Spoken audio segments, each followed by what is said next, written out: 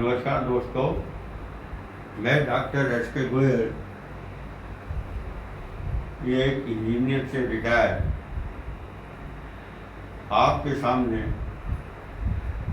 एक प्रश्न को लेकर उपस्थित हुआ हूँ। और यह प्रश्न बड़ा ज्वलंत है और आपके दिमाग में हमेशा आता रहता है। और मुझसे लोग पूछते भी हैं कि हम एस्ट्रोलॉजी में विश्वास क्यों करें और क्यों आपसे कंसल्ट करें या किसी एस्ट्रोलॉजर से कंसल्ट करें। प्रश्न देखिए बड़ा वाजिब है और प्रश्न ये आना आपके दिमाग में बहुत ज़रूरी है, क्योंकि मैं एक इंजीनियर हूँ, एक साइंस का स्टूडेंट रहा हूँ। तो मैं भी क्यों और कैसे और इसलिए करके ही चला। अगर ये आप प्रश्न नहीं करेंगे तो आप एस्ट्रोलॉजी में बिलीव नहीं कर पाएंगे और कभी एस्ट्रोलॉजी को आप समझ भी नहीं पाएंगे। अब आपको इसके बारे में मैं थोड़ा क्लियर करना चाहूँगा। यदि आप मेरी बात से सहमत होंगे तो आप ज़रूर क्लैपिंग करने के बजाय घंटी दबाएंगे और मेरे वीडियो को सब्सक्राइब करेंगे। अब मैं अपने मूल उत्तर पे आता हूँ। देखिए, एस्ट्रोलॉजी एक प्रकार का विज्ञान है। जिस तरीके से आज का विज्ञान है वैसे ही एस्ट्रोलॉजी है। ये पूरी तरीके से खगोलीय शास्त्र पर आधारित है। आज का वैज्ञानिक भी ये बात मानता है कि हमारे ऑर्बिट में चारों ओर प्लैनेट घूमते हैं और वो निरंतर घूमते रहते हैं। हर चीज़ चलायमान है, कोई भी चीज़ स्थिर नहीं है। अगर कोई भी चीज़ स्थिर हो जाएगी उस दिन ये दुनिया समाप्त हो जाएगी। इसी प्रकार हमारे ऋषि मुनियों ने, जो बहुत ज्ञानी और विज्ञानी थे, उन्होंने पहले से ही इस चीज़ को समझ लिया था और गणित के माध्यम से उन्होंने इस ऐसी विद्या को अपना जन्म दिया जिससे कि हम अपना आने वाला समय, बीता हुआ समय, वर्तमान समय को जान सकें। क्योंकि ये इच्छा हर एक प्रत्येक व्यक्ति के मन में होती है।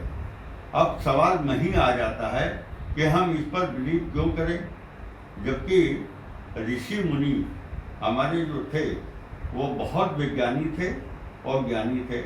उनके पास भी ज्ञान था, जैसा कि ज्ञान आज के वैज्ञानिकों में है। आज के वैज्ञानिकों में ज्ञान एक सीमित अवस्था तक हो सकता है, लेकिन उनका ज्ञान बहुत विस्तृत था।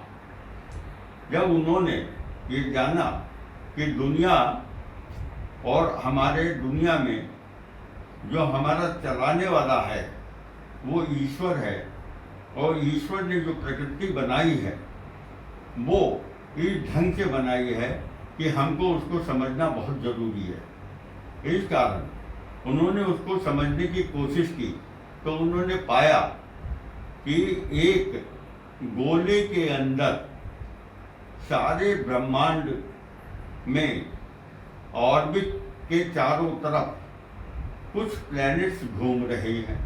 उन प्लैनेट्स का उन्होंने नाम दिया। अब वो प्लैनेट किस किस जगह बैठे हुए हैं या किस किस जगह उपस्थित हैं, उन्होंने उनका नाम दिया और उसको उन्होंने राशि का नाम दिया। अब सवाल ये उठता है कि उन्होंने ऑर्बिट को उस समय कैसे जाना, ये उनका विज्ञान है। जैसे कि आज भी वैज्ञानिक ये प्रूव करते हैं कि जो पुरातत्व ऋषि मुनियों ने कहा बिल्कुल सत्य है। आज जितनी भी हमारी पुरातत्व पुस्तकें देखिए उसके अंदर विज्ञान भरा पड़ा है। और जो विज्ञान हमारे हिंदुस्तान का विज्ञान है वो विज्ञान बाहर विदेशों में चला गया और विदेशों में वैज्ञानिक बने और उसी ग्रंथों के आधार पर वैज्ञानिकों ने अपना ज्ञान बढ़ाया। लेकिन हमारे ऋषि मुनि उनसे ज़्यादा ज्ञानी थे और उन्होंने पहले ही इस चीज़ को समझ लिया था। अब आप ये मान के चलें कि जो सूर्य है, सूर्य के चारों तरफ सारे प्लैनेट घूम रहे हैं। कौन कौन से प्लैनेट, कौन कौन से? अब जैसे आप ले लीजिए, बुध है, बुध के बाद मंगल है, मंगल के बाद शुक्र है, शुक्र के बाद पृथ्वी है, पृथ्वी के बाद बृहस्पति है, बृहस्पति के बाद शनि है, और जो पृथ्वी की सैटेलाइट है वो चंद्रमा है। चंद्रमा में एक चीज बताए, आज भी वैज्ञानिक ये बात कहता है कि चंद्रमा में कोई अपनी रोशनी नहीं है। चंद्रमा की रोशनी सूर्य से है। जब भी पृथ्वी सूर्य की लाइन में आ जाती है तो चंद्रमा हमारा चमकने लगता है। इसीलिए हम देखते हैं कि रात और दिन भी होते हैं और फुल मून भी होता है। इसी प्रकार आप देखें, जब भी फुल मून होता है तो ज्वार भाटा आता है। आखिर ज्वार भाटा क्यों आता है? ज्वार भाटा आने का कारण यही है कि गुरुत्वाकर्षण शक्ति, और इस चीज को हमारे ऋषि मुनियों ने बहुत पहले समझ लिया था और उन्होंने भविष्यवाणियां भी की थी। नस्ट्रोडम की जो भविष्यवाणी पे आप विश्वास कर लेते हैं, लेकिन यदि हमारे ऋषि मुनि अगर कोई भविष्यवाणी करते हैं या की हुई है तो उस पर आपका ध्यान नहीं जाता। आखिर क्यों? क्या हमारे ऋषि मुनि वैज्ञानिक नहीं थे? क्या उनमें ज्ञान नहीं था? था, उनमें बेहद ज्ञान था, और उसी ज्ञान की बदौलत आज विज्ञान हमारे पूरे ब्रह्मांड में फैला हुआ है। लेकिन उस समय के ऋषि मुनि जो ज्ञान देते थे या ज्ञान बांटते थे, वो इस तरीके से बांटते थे कि मनुष्य को कोई नुकसान न पहुंचे। लेकिन आज का वैज्ञानिक विध्वंसक चीजें बनाकर मनुष्य को नुकसान भी पहुंचा रहा है और उनको फायदा भी दे रहा है। इसमें कोई शक नहीं कि आज के वैज्ञानिक ने हमें आज के युग में जीने का मकसद सिखाया और वो मकसद दे रहे हैं। लेकिन हमारे ऋषि मुनियों ने हमें वो ज्ञान दिया था जिससे कि हम अच्छा जीवन व्यतीत कर सकें और अच्छी सेहत को प्राप्त कर सकें। ये बात अवश्य थी कि काम जो आज हम अपनी मशीनों से ले रहे हैं वो उन्होंने हाथ से कराया। वो हाथ से करा के आपको स्वस्थ उन्होंने किया और स्वच्छता प्रदान की। अब एस्ट्रोलॉजी की बात जहाँ तक है, मैं वहाँ पे फिर आ रहा हूँ कि एस्ट्रोलॉजी एक ऐसा विज्ञान है जो हमारे ऋषि मुनियों ने दिया। आप देखिए, भविष्यवाणी की बात, रावण को हर चीज मालूम थी। उसने रावण संहिता लिखी। उसको ये भी मालूम था मैं कब मारा जाऊंगा और मेरे परिवार का नाश कब होगा। इसी प्रकार भृंगु ऋषि ने अपनी रचना की और आज जो भी एस्ट्रोलॉजी है वो भृंगु ऋषि और रावण संहिता के उस पे है। उसके बाद में बहुत सी लाल किताब आई। लाल किताब में आपने फिर भविष्यवाणियां देखी।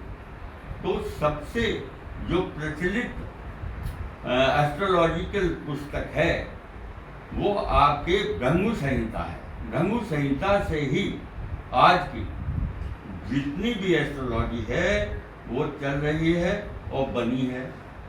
हमारे ऋषि मुनियों ने पूरे 27 नक्षत्रों को 12 राशियों में और 9 ग्रहों में बांट के रखा। अब उन्होंने इनकी विवेचना की और उन्होंने अपने ज्ञान से इनकी विवेचना की। देखिए, जैसे ऑर्बिट में सबसे करीब बुध है, तो सूर्य के बुध बहुत करीब है। सूर्य बुध के करीब होने से वो गर्म प्लेनेट यानी कि पारा है, तो पारा सूर्य के करीब यानी कि गर्मी के करीब रहेगा तो उसको कोई नुकसान नहीं होना है। इसी प्रकार वीनस है। वीनस भी गर्म प्लेनेट कहलाता है। वीनस के बाद फिर आपका पृथ्वी आती है।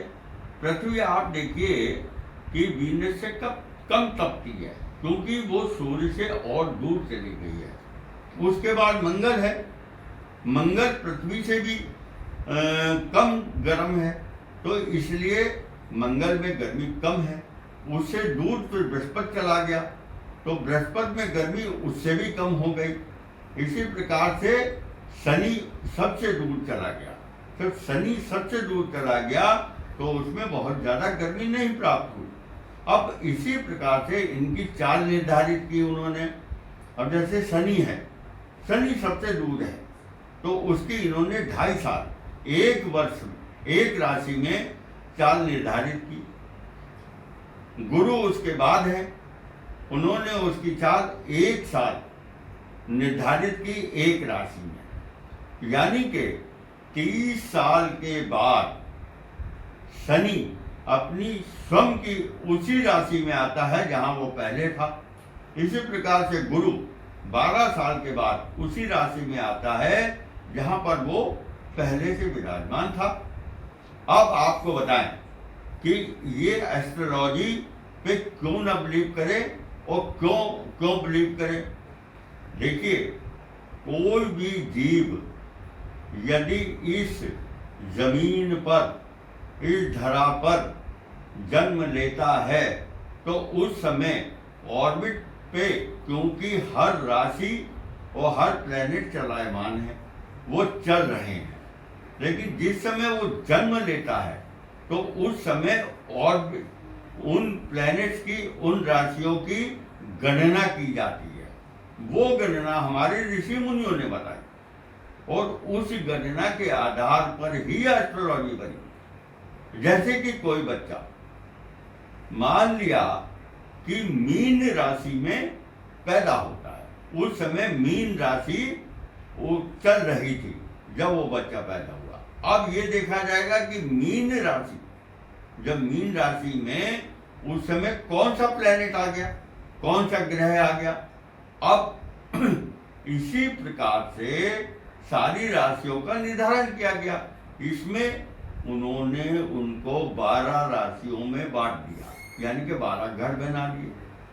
जो पहला घर था वो उन्होंने लग्न माना। लग्न का मतलब ये है कि उस समय बच्चा जन्म लिया और उस समय उसके प्लैनेट कहाँ, किस जगह, किस किस स्थान पर, किस किस डिग्री पे बैठे हुए थे, ये उन्होंने बताया। अब सवाल ये उठता है कि हम ये तो समझ गए कि ये 27 नक्षत्र हैं, 12 राशि हैं, 9 ग्रह हैं, ये अपनी अपनी जगह बैठ गए। लेकिन अब इनका फलादेश कैसे कर रहे हैं आप, इनको बता कैसे रहे हैं? तो ये हमारे ऋषि मुनियों ने अपनी दिव्य दृष्टि से, दिव्य ज्ञान से, अपनी गणना से ये जाना कि कौन सा ग्रह किस राशि में अच्छा काम करेगा या बुरा काम करेगा, या उसकी क्या दृष्टि होगी और उसका फल क्या होगा। वही फलादेश आज का ज्योतिषाचार्य आपके सामने प्रस्तुत करता है। अब सवाल ये उठता है, बहुत इंपॉर्टेंट बात आपको बताने जा रहा हूं। एक निबंध को यदि आप 10 लोगों को दें और 10 लोगों को निबंध देने के बाद आप उनसे निबंध उस बेस पे लिखवाएं, तो आप देखेंगे कि 10 ने अलग अलग ढंग से उस निबंध को लिखा है। अब जब उन्हें आप पढ़ना शुरू करेंगे तो आपको मालूम चलेगा कि किसने निबंध सही लिखा है, जो निबंध हमने दिया था या जो उस निबंध का विषय था, उसके विषय में इसकी कितनी पकड़ है, या इसने कितना करेक्ट लिखा है, या इसने कितना सही लिखा है, और किसने गलत लिखा है। अब सवाल ये उठता है कि हमारे ऋषि मुनियों ने तो आपके सामने विज्ञान रख दिया। अब सवाल ये उठता है उस पढ़ने वाले के ऊपर कि वो किस तरीके से पढ़ रहा। उसको जैसा कि ऋषि मुनियों ने बताया उसी ढंग से पढ़ रहा है, या उसको गलत ढंग से समझ के पढ़ रहा है। जब वो गलत ढंग से समझ के पढ़ेगा तो आपके प्रेडिक्शन सारे गलत हो जाएंगे। आप उस समय एस्ट्रोलॉजी को दोष देने लगेंगे और आप ये कहेंगे कि एस्ट्रोलॉजी मेरे ऊपर तो खरी उतरी नहीं। तो सवाल ये उठता है, एक जो परफेक्ट एस्ट्रोलॉजर है, जो इन चीज़ों को समझता है, जो इसके विज्ञान को समझता है, जिसने इसको बड़ी गहराई से पढ़ा है और समझा है, अगर आप उससे बात करें और उससे समझें तो आपको समझ में आएगा कि एस्ट्रोलॉजी वाकई एक साइंस है, एक विज्ञान है और आपको उस पर बिलीव करना ही पड़ेगा। यदि आप बिलीव नहीं करते हैं तो भी आपको एक बारी को तो सोचना ही पड़ेगा कि इतनी करेक्ट चीज ये कैसे बता सकते हैं। क्या ये इन्होंने मेरे बारे में कहीं से जाना है या कहीं से समझ बूझ कर ये आए हैं। एक उदाहरण देता हूं बड़ा मामूली सा। मैं तो इंसान की बात ही नहीं कर रहा, मैं तो हर एक जीव जंतु जानवरों तक की बात कर रहा हूं। भाई आप एक घर में अपने कुत्ता लाते हैं और उसको पालते हैं, बड़े प्यार से पालते हैं, उसको अच्छा अच्छा खाना देते हैं, दवाई भी देते हैं, डॉक्टर को भी बुलाते हैं जब वो बीमार हो जाता है। और वही उसी नस्ल का एक कुत्ता सड़क पे घूम रहा है, उसको खाना तक नसीब नहीं हो रहा और किसी भी गाड़ी के नीचे आके मर जाता है। आखिर है क्या ये क्या है भाई? उसका भाग्य है या कि क्या चीज है? अब एक एस्ट्रोलॉजर मतलब इन्हीं चीजों का निर्धारण आपके सामने करता है कि अगर एक ही समय में 100 आदमी पैदा हुए तो 100 आदमियों का अलग अलग अलग अलग भाग्य होगा। ये नहीं है कि 100 के 100 का एक सा भाग्य होगा। क्यों? क्योंकि हमारी 12 राशियां और 9 ग्रह 27 नक्षत्रों में बटे हुए हैं और 27 नक्षत्र, एक एक नक्षत्र के 4-4 भाग हैं। तो आप मान के चलिए आपके एक प्रति सेकंड हर आदमी की, जो अगर एक आदमी 12:15 और 27 सेकंड पे पैदा हुआ है और दूसरा आदमी 28 सेकंड पे पैदा हुआ तो उसका नक्षत्र बदल जाएगा, वो उप नक्षत्र कहलाएगा, उप का उप नक्षत्र कहलाएगा। तो इसलिए एस्ट्रोलॉजी बड़ी गूढ़ चीज है और इसके ऊपर न विश्वास करने का कोई कारण नहीं है। आपको इसके ऊपर विश्वास आना चाहिए। यदि मेरा वीडियो आपको पसंद आया हो तो बेल जरूर बताएं और उसको सब्सक्राइब भी करें ताकि मुझे आगे वीडियो देने के लिए प्रेरित हो। धन्यवाद।